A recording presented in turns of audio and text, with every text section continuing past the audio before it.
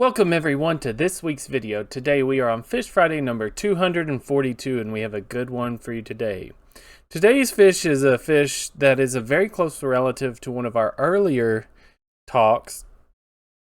And it does kind of surprise me. We haven't talked about this fish before. I personally love this fish. It is one of the best tasting fish I've ever had. And hopefully you have all heard of this fish as well.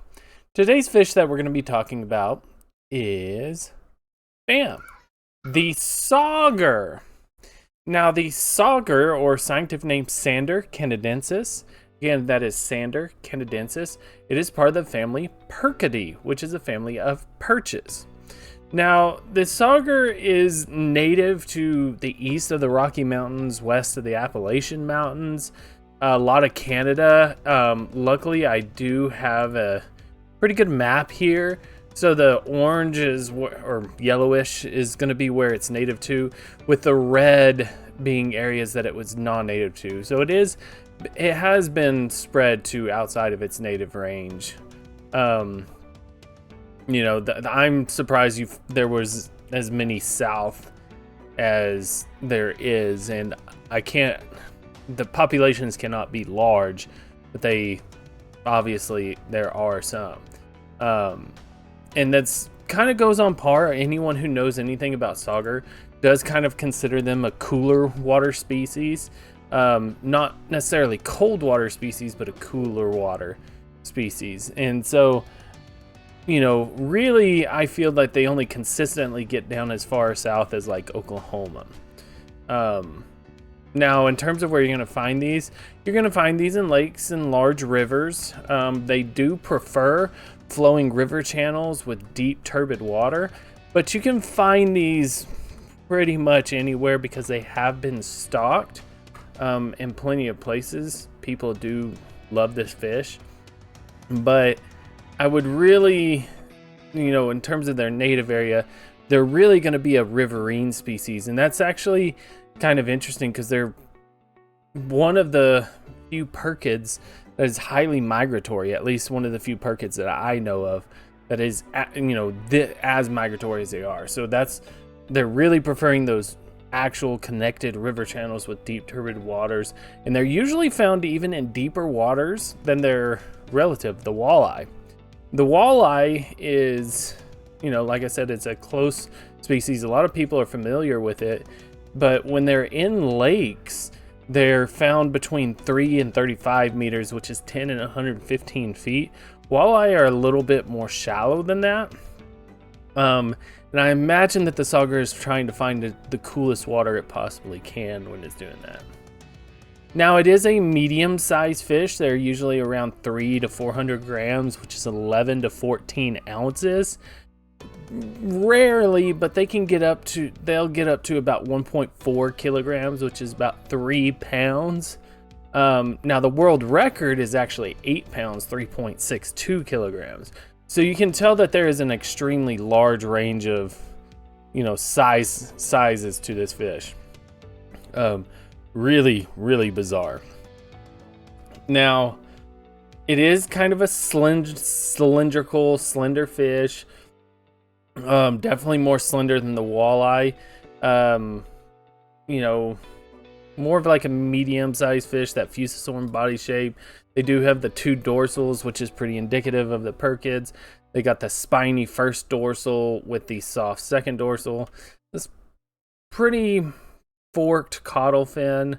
But it's one of my favorite characteristics actually of Sauger is actually they have rough skin over the gills. That's how I was taught to identify them. One of the steps, basically. You have these brassy saddles or splotches. Those are not always consistent, but that brassy olive color, maybe or maybe not, splotches. They look basically like a walleye to the untrained eye for good reasons. It's a very close relative. In fact, they've been known to hybridize into something called a Sauger, which is not very wasn't a very interesting name. You just took sauger and walleye and just said, oh, Sauger. But how you distinguish between the two is essentially the sauger has these spots on the dorsal fin, a little bit on the caudal fin. Walleye do not have that rough skin. But one of the most distinguishing characteristics is actually way down here. The walleye, you can see right here, you could maybe confuse some of these for the splotches, but you can see that it's much smoother skinned. But this white spot right here is almost a dead giveaway that that's a walleye. Especially when you're comparing between the two of them. Sauger do not have those. Now, like the walleye, it does have this very large head with a very large mouth that has all these teeth in here. And that's because this fish primarily eats invertebrates and fish. In fact, one of the most common things this fish eats is actually channel fish, or at least in one study that I saw. Now, when you combine a well-known fish, a highly predatory fish, in river systems, what do you get? You get a very popular fish. And yes, this fish is extremely popular in terms of angling. People love to fish for them, not only to catch them, but to eat them. They're highly predatory. They're very fun to catch. You have access to them because they're not just found in lakes. You can find them in rivers. And you can pretty much easily fish for them, whether you're using cut bait, live bait,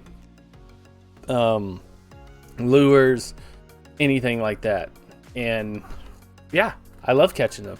They're wonderful. I haven't had many opportunities to catch them, but I have caught these before, and they're incredibly delicious.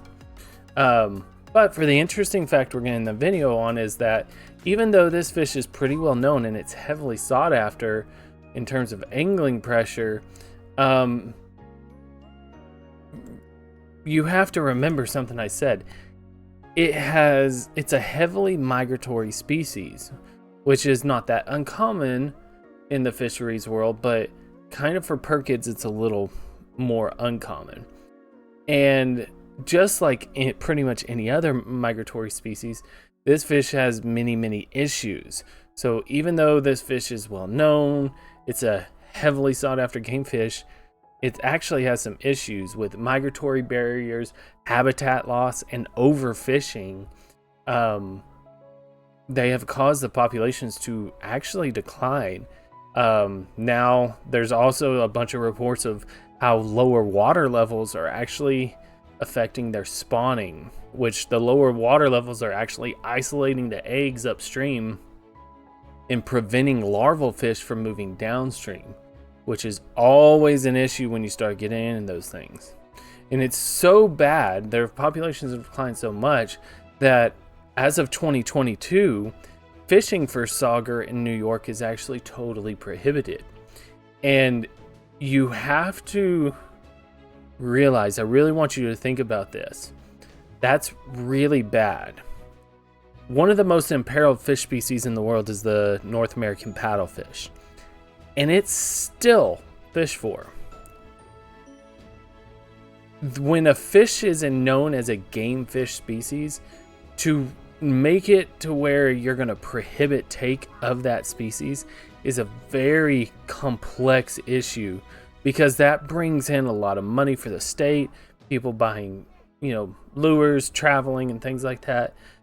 States and state agencies do not remove a game species lightly, which to me tells me that the sauger might be in more trouble than I originally thought. I knew it was going down, and I want to make it very clear.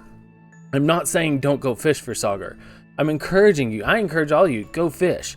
Know you're fishing though. I do love catch and release.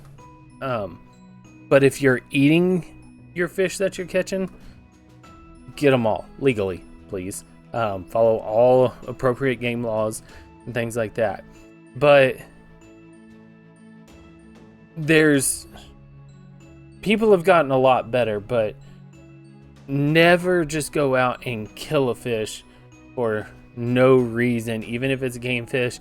People say all the time, oh, that's a trash fish. That's a, you know, when they catch carp and things like that. Don't get me wrong. Carp are actually an invasive species. That's a whole different issue. But gar were considered a trash fish, and we've talked about gar in the past. So just be aware of what you're doing. Please go out. Please, if you catch one legally, eat it. It's so delicious. But just be aware that this fish may not be able to be fished for in the future. Now, there's a lot of conservation measures, and let's see what they do. And hopefully things get a little better in terms of migratory and fish ladders, but we'll just have to see. Thank you guys so much again. I really appreciate it. Hope to see you again. Please leave a like, comment, and subscribe. If you do, I'd really appreciate it. Hope to see you again. If you'd like to support the channel, please click the link down below. It is by no means expected, but very much appreciated. Regardless, take care of yourselves, take care of your loved ones, and peace.